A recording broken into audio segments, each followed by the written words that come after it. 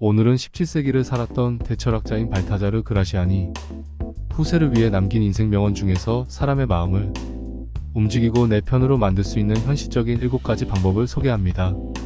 고마운 사람보다 필요한 사람이 되어라. 목마른 사람이 물을 마시고 나면 언제 그랬냐는 듯 물병을 차고 자신의 갈 길을 가듯이 아무리 맛있는 오렌지도 알맹이를 먹고 나면 껍질을 쓰레기통에 던져버리듯 사람들은 목마르고 배고픈 것처럼 아무리 절실하던 것들이라도 목적이 달성되고 의지하는 마음이 사라지고 나면 더 이상 예의도 존경도 사라지게 된다.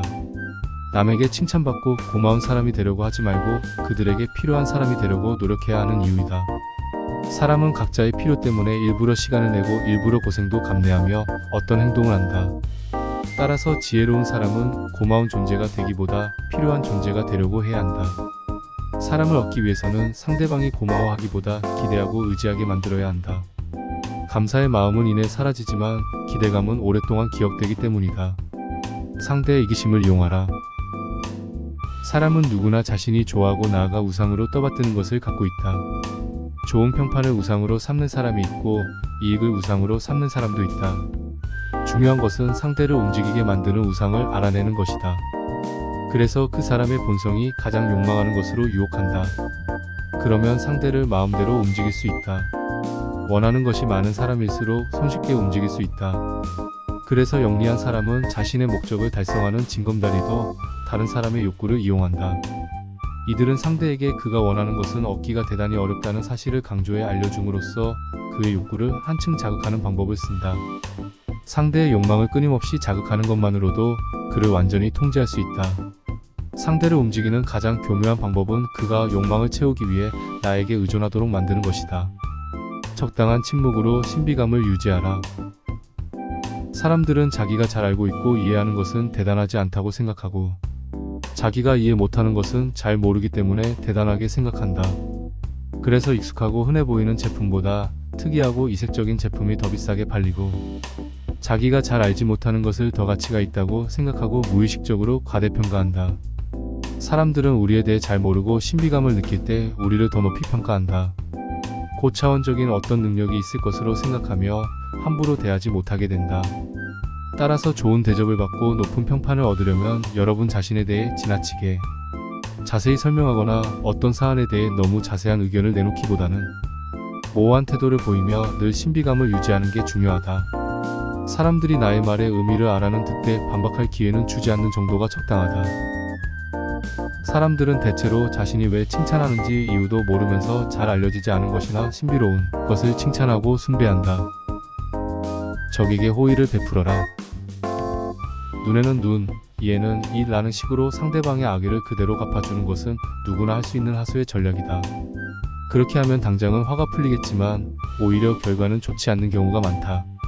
지혜로운 사람은 상대방의 악의를 미리 알아차리고 그것을 호의로 바꿀 줄 아는 사람이다. 싸우지 않고 현명하게 이기는 법을 아는 것이다. 물론 잠재적인 적을 신복으로 만들거나 자신의 평판을 해치는 사람을 자신을 옹호하는 사람으로 바꾸는 것은 상대를 꿰뚫어보는 통찰력과 인내가 필요한 고도의 전략이다. 악의를 가진 사람에게 오히려 호의를 베풀어 감사의 마음을 갖게 만들어라. 처음엔 상대가 원하는 대로 움직이지 않을 수도 있지만 그렇게 경험을 쌓다 보면 냉철한 이성과 침착함을 겸비한 사람만이 구사할 수 있는 교묘한 처세술을 갖추게 된다. 방법을 이용하면 언젠가 자신을 해칠 수도 있는 사람을 내 편으로 만들면서 모든 일을 자신에게 유리한 방향으로 이끌어갈 수 있다. 작은 것을 내어주고 큰 것을 얻어라. 작은 것을 집착하거나 욕심을 부리면 큰 것을 얻어낼 수 없다. 당장 눈앞에 이익을 취하려다가 목표 달성에 완전히 실패할 수 있다. 원하는 결과를 얻어내고 싶다면 일단 양보의 기술을 발휘해라. 욕심 많은 사람과의 충돌은 일단 피하고 깔끔하게 양보한다. 장기적으로 원하는 것을 얻어내는데 이보다 더 효과적인 방법은 없다. 양보의 기술은 상대방의 의지를 마음대로 좌지우지할 수 있는 매우 효과적인 위장술이다. 이 기술을 발휘하면 겉으로는 상대방의 뜻대로 일이 진척되는 듯 보이지만 실제로는 자신이 원하는 방향으로 일을 진행할 수 있게 된다. 부탁할 때는 타이밍이 관건이다. 세상에는 부탁을 잘 들어주는 사람이 있고 거절을 잘하는 사람도 있다. 부탁을 잘 들어주는 사람은 마치 자물쇠 없는 금고와 같아서 이들에게서는 힘들이지 않고 원하는 것을 얻어낼 수 있다. 하지만 무조건 거절하는 사람에게 부탁할 때는 몇 가지 기술이 필요하다. 그 사람의 기분이 좋을 때, 식사를 마친 후나 정신이 맑을 때 기술적으로 부탁하는 것이 좋다. 사람은 기분이 좋으면 호의를 베풀게 마련이다. 그런데 그렇지 않고 다른 사람이 거절당한 직후에 찾아가서 부탁하는 것은 거절을 예약한 것이나 다름없다.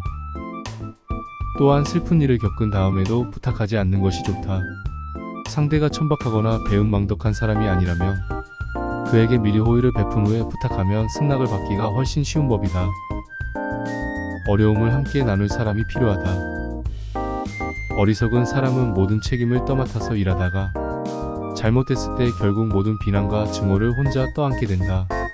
자존심이 강하거나 책임감이 있는 사람이라 할 수 있지만 이는 현명한 처세라고 볼 수 없다. 지혜로운 사람은 일이 잘못됐을 때 자신을 변호해줄 사람, 어려움을 함께 나눌 수 있는 사람을 미리 준비해둔다. 능력 있는 몇 사람이 손을 잡으면 불운이나 화난 군중도 감히 그들에게 대항하지 못하기 때문이다. 불운과 슬픔은 두 사람이 분담하면 반으로 줄어들지만 홀로 당하면 두 배로 커진다고 할 수 있다. 따라서 어려움을 함께 나눌 사람을 늘 곁에 두어야 한다. 오늘은 힘든 인간관계 속에서 사람들을 내 뜻대로 이끌며 나에게 도움이 되는 사람을 얻는 7가지 방법에 대해 알아보았습니다. 당신의 성공적인 삶을 응원합니다.